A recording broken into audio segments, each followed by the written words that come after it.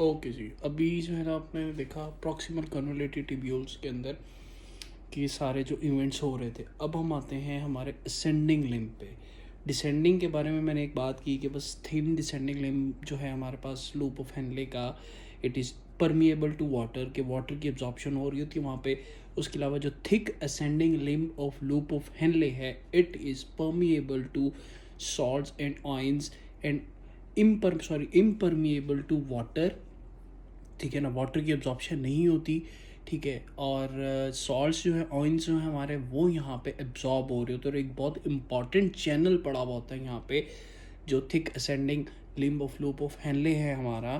ठीक है, जिसको हम 1 सोडियम 1 पोटासियम 2 क्लोराइड चैनल के नाम से जो है ना पढ़ते होते हैं। अच्छा, असेंडिंग लिम्ब में क्या इवेंट्स क्या हो रहे थे हमारे पास फर्दर, ठीक है ना, उसको जो है मैं एक्सप्लेन करूँगा। ये असेंडिंग लिम्ब के पार्ट को मैंने एक्सपेंड किया है, वही चीज़ ये ल्यूमेन है हमारा ट्यूब्यूल्स का।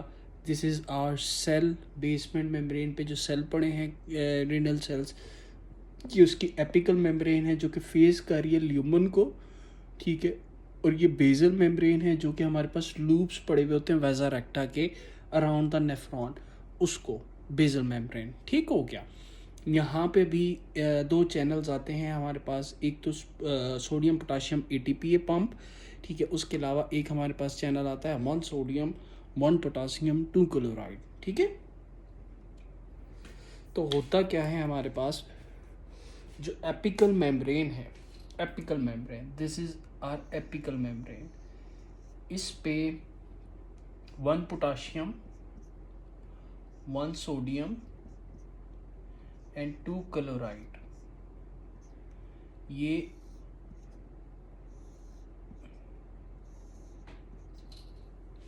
सेल में हमारे रीअब्जॉर्ब होते हैं।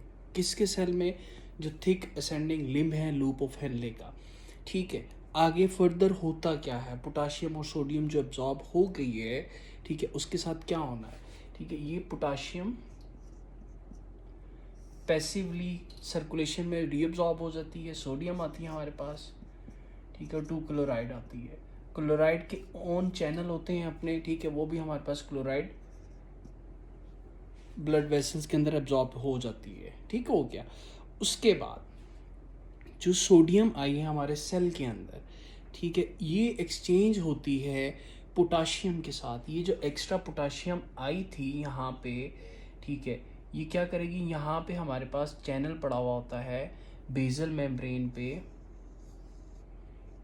पंप पड़ा हुआ होता है sodium potassium ATPase pump, sodium potassium ATPase pump.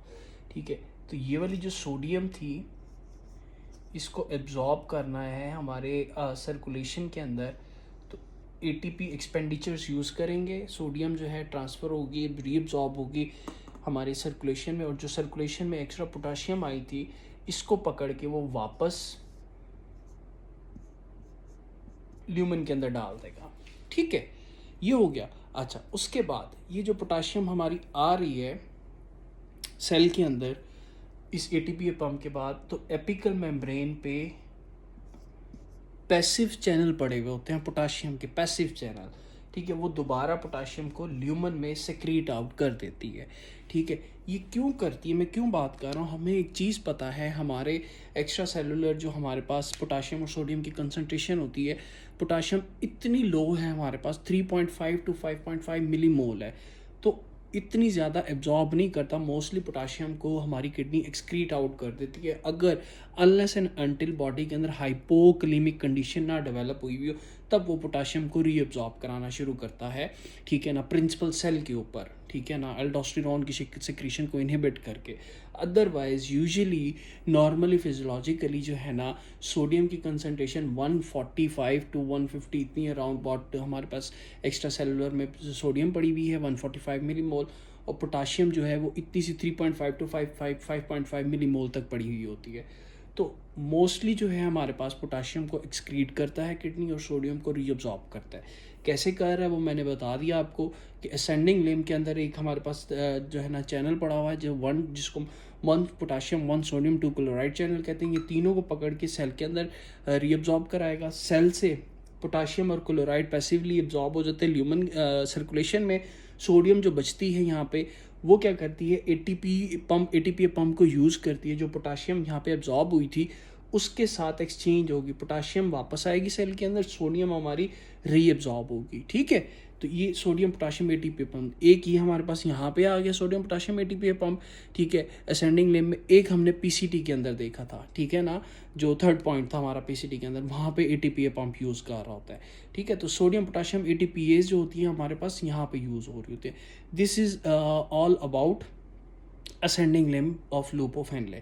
ठीक है, यहाँ पे वाटर की कोई एब्जॉर्प्शन नहीं हो रही, that's why this segment of nephron is called diluting segment. ठीक है, कौन सा, thick ascending limb of loop of Henley is diluting segment. क्यों, क्योंकि यहाँ पे वाटर जो होता है वो सर्कुलेशन में नहीं आता, रीअब्जॉर्ब नहीं होता, इसीलिए वाटर ल्यूमन के अंदर पड़ा रहता है। और जब ल्यूमन के अंदर पड़ा रहेगा तो जो यहाँ पे यूरिन बन रहा है उसको डाइल्यूट करेगा वो, सिंपल इज दैट।